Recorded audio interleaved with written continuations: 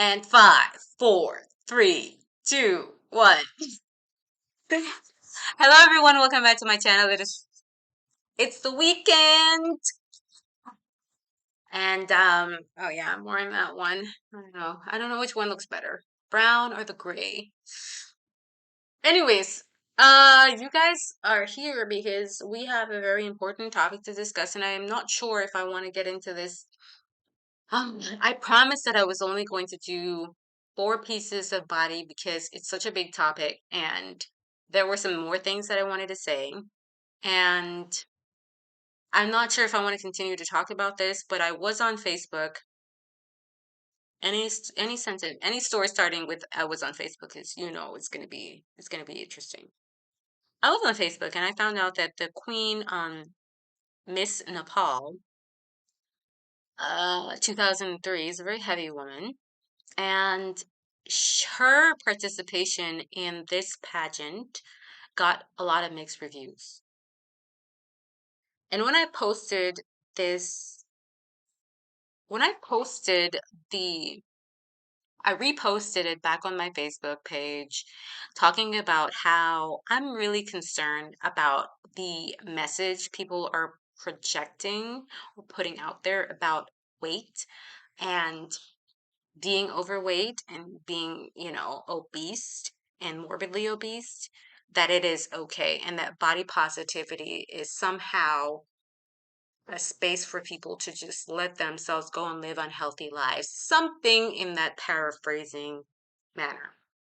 Now, I've already had this conversation several times, several ways on this channel, and I think I even spoke about two relatives that passed away because that were as a direct result of health related illnesses that were as a direct result of poor health, poor nutrition, and being overweight. I'm going to pretend like I never told that story because I really want to drive home the point that I am not fat phobic. I am not prejudiced against fat people. I don't hate fat people, but I want to tell a story. And this story is going to be an anecdotal story that you can extrapolate and apply to any situation and any two, three, four, five, maybe tens of relatives. If you are a person of Black African descent or an American, you have heard this story in your own personal life before.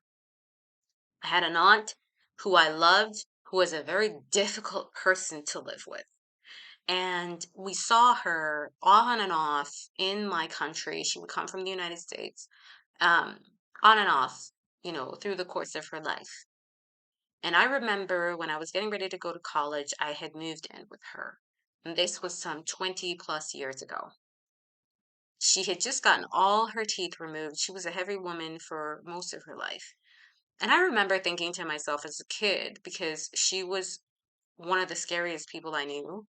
Everybody feared her and always wanted to please her and make her happy.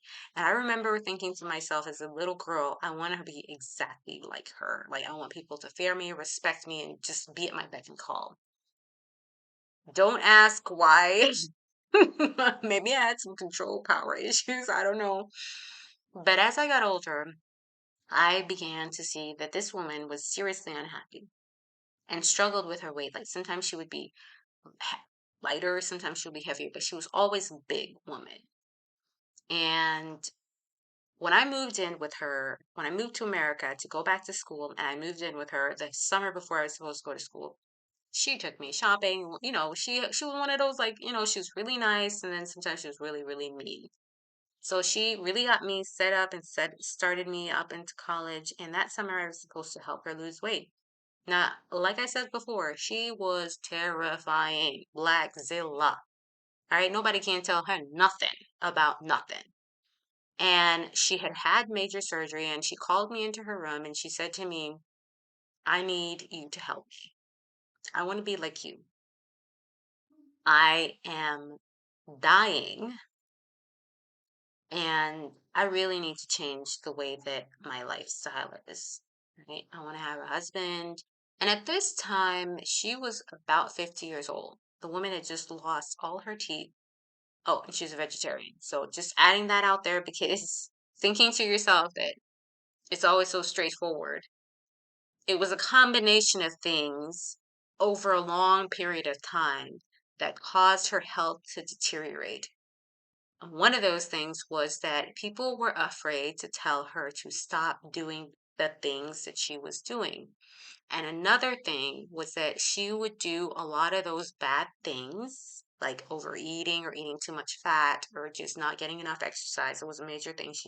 She had become immobile because she had been carrying so much weight for so long that her back and knees hurt. So her physical exercise ability had deteriorated during that time that I was in college. She had a walker, like a step machine, and my job was to get her on that step machine every evening so that she can walk at least a quarter of a mile because she needed to lose at least 50 pounds that time. 50 pounds. I did my best, but the dynamics of who she was to me and who I was to her did not allow for me to be able to consistently build up my little bit of courage and step to my auntie and be like, you need to get on that treadmill, bitch. Like, that was just not gonna happen. And I went off to college and we saw each other on and off, right? And every time I would check up and ask her about her health, she, PhD lawyer, I'm not making this up, all right? She was a lawyer and a PhD and a dramatic playwright. And so there is nothing worse than a person who needs to be held accountable about things that they need to change about their lives, who has the impeccable ability to always be right. Like I'm thinking right now, the amount of conversations that I had where I knew I was telling, she knew I was telling the truth. She knew that I was right, but she would always figure out a way to make herself right. And this was one of the things that I was just like totally flabbergasted by. Like I was just like, wow, like I wish I could do this. So nobody could tell me nothing because nobody can't tell her nothing. And so I gave up. Right? I just gave up. I called my mom. I told my mom, you need to come get her. You need to help her. I can't do it. So moving on, she stayed single. She buried her son, one of two, and, you know, never remarried. And last year she passed away. Now, I could times this story times five because that last year, five other people in my life, exactly like her, women, also passed away.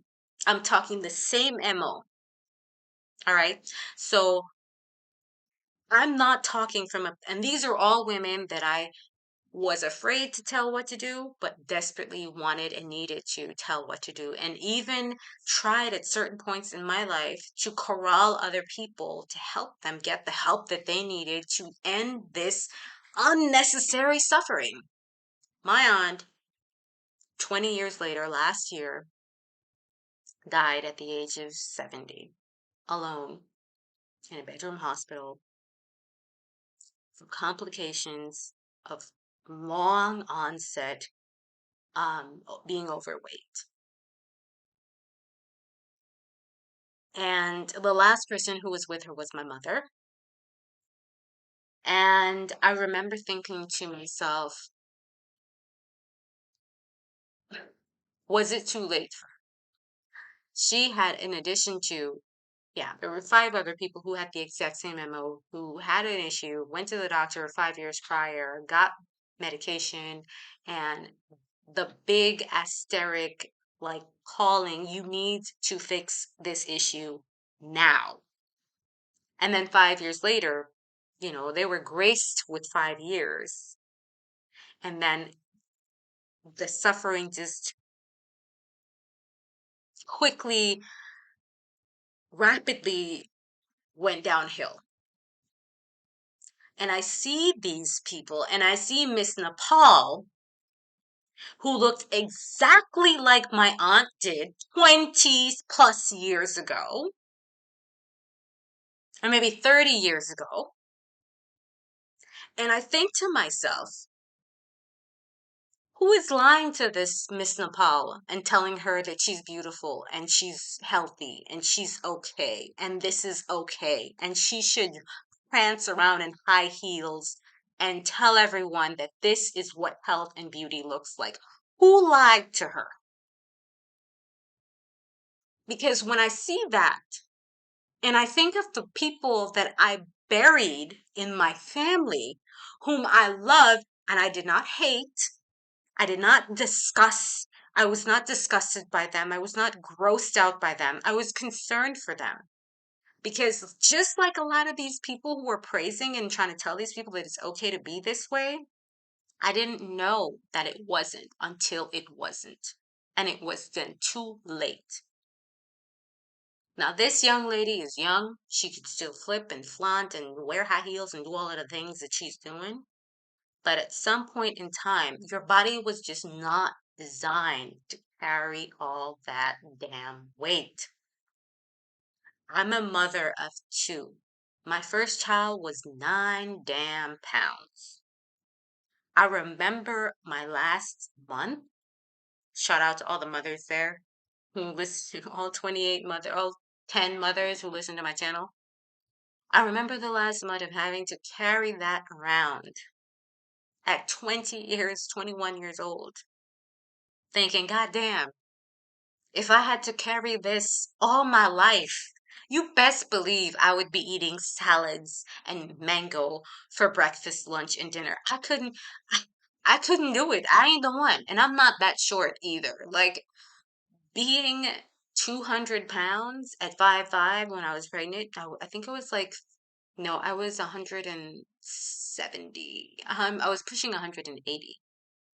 I was breathless, tired, and my knees were borderline starting to get up in that danger zone.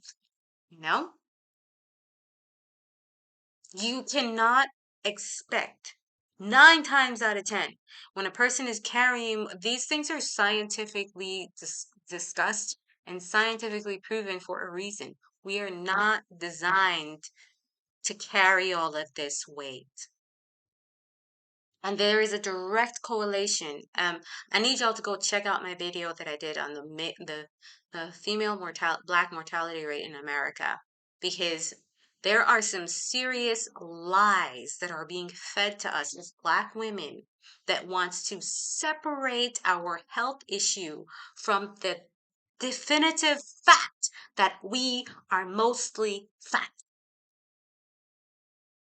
And there are a lot of intricacies around this. I don't want to go off on a tangent, but one of the intricacies that I now found out, because I went through an entire panel discussion of some people who put up this poster child, so to speak, woman who was very slim, very healthy, who went in for a routine C-section.